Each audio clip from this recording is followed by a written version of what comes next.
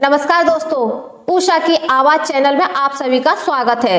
हमारी आज की कहानी है अब बस बहुत हो गया। मेरे बर्दाश्त करने की भी एक सीमा है। तुम सब मेरी अच्छाइयों का नाजायज फायदा उठा रहे हो। मैं भी इंसान हूँ, कोई मशीन नहीं। मैं भी थक जाती हूँ।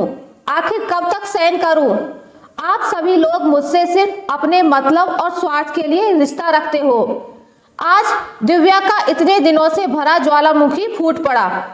दिव्या, जिसकी 15 साल पहले अनुज से शादी हुई थी, भरा पूरा परिवार था, जिसमें सास ससुर, देवर, नंद और वह स्वयं थी। घर में किसी चीज की कोई कमी नहीं थी। कमी थी तो बस यह कि दिव्या के कोई बच्चा नहीं था। दिव्या की शादी के 3 साल बाद ही नंद सुनीता की एक अच्छे घर में शादी हो गई और 5 साल बाद देवर महेश की भी शादी हो गई। शादी के अगले साल ही देवरानी निशा ने अपने गर्भवती होने की खुशखबरी सुना दी और 9 महीने बाद निशा ने एक स्वस्थ बेटी को जन्म दिया। पूरा घर खुशी से झूम उठा। सबने उसे हाथों ही हाथों में रखा।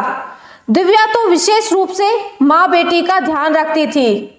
बच्ची को देखकर दिव्या की ममता भी हिलोरे लेने लगती थी। दिव्या निशा को बिस्तर से उतरने ही नहीं देती थी। दिव्या पर अब काम का बोझ ज्यादा हो गया और मदद करने वाला कोई नहीं था। कहने को तो घर में काम वाली बाई आती थी, किंतु 6 लोगों के परिवार का काम भी तो कम नहीं होता। रात तक सबकी फरमाइशें पूरी करते करते दिव्या थककर बिस्तर में कब सो जाती, उसे उठने के बाद ही पता चलता। सुबह उठते ही किसी को चाय, किसी को दवाई, किसी को नाश्ता। सारे कामों की जिम्मेदारी उसी पर थी। कोई उसकी स्थिति समझना ही नहीं चाहता था। दिव्या के बीमार होने पर पूरे घर की ऐसी स्थिति हो जाती जैसे घर नहीं कोई धर्मशाला हो। पर इन सब की आदत भी दिव्या ने ही बिगाड़ी थी। दिव्या ने आते ही घर की सारी जिम्मेदारियां स्वयं ले ली थी। एक दिन दिव्या ने सुना सासू माँ अपनी बहन से फोन पर कह रही थी, अरे मुझे क्या जरूरत है काम करने की? काम करने के लिए बहुएं हैं ना, और दिव्या को तो काम करने की वैसे भी आदत है। उसे तो घर का काम करना ही अच्छा लगता है। खाली रोटी तोड़ने थोड़े ही लाए हैं इनको। दिव्या दर्द का घूंट समझकर पी गई। ऐसे ही एक दिन देवरानी अपनी मम्मी से कह रही थी, मम्मी, दिव्या दीदी जब सब अच्छे से संभाल लेती हैं तो मुझे काम करने की क्या जरूरत है? उनके बच्चे तो हैं नहीं, तो वह तो फ्री ही रहती हैं। उनको वैसे भी काम करने का बहुत शौक है। अगर वो एक दिन को भी कहीं बाहर चली जाए तो मेरी तो हालत ही खराब हो जाती है। इसलिए मैं कोई ना कोई बहाना बनाकर उन्हें घर से बाहर जाने ही नहीं देती। उनकी वजह से तो मेरे मजे ही मजे हैं। दिव्या को सुनकर बहुत दुख हुआ। एक दिन दिव्या को बहुत तेज बुखार था। उससे घर का कोई काम नहीं हो रहा था। सब घर वालों की स्थिति खराब हो रही थी, क्योंकि किसी को भी घर का काम करने की आदत नहीं थी। शाम होते होते तो दिव्या की सास ने दिव्या को आवाज लगाई, दिव्या, अगर बुखार उतर गया हो तो चाय तो पिला दे और घर को भी संभाल ले।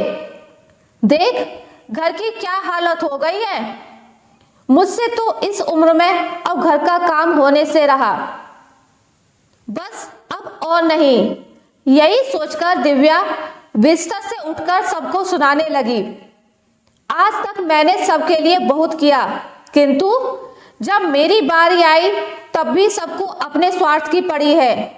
अगर मैं माँ नहीं बन पाई तो क्या इसमें भी मेरी गलती है? अगर मेरे औलाद नहीं है तो क्या मुझे आराम करने का या अपने लिए कुछ सोचने का हक नहीं है? मैं तो अगर मर भी रही होती तब भी सब कहते, अरे अभी बाद में मरना, अभी तो घर का बहुत सारा काम पड़ा है। मैं भी इंसान हूँ, मशीन नहीं हूँ। मैं भी थक जाती हूँ, मेरी भी कुछ इच्छाएं हैं। उसके बाद भी मेरे लिए आपके दिलों में कोई जगह नहीं है। आज भी सभी को सिर्फ अपनी अपनी पड़ी है।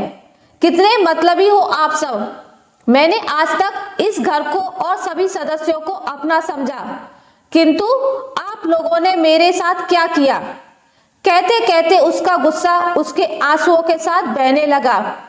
सब घर वाले सिर झुकाए खड़े थे और अपनी करनी पर शायद शर्मिंदा भी हो रहे थे और शायद सोच रहे होंगे किसी की अच्छाई का इतना फायदा भी नहीं उठाना चाहिए कि रिश्ते भी मतलबी नजर आने लगे।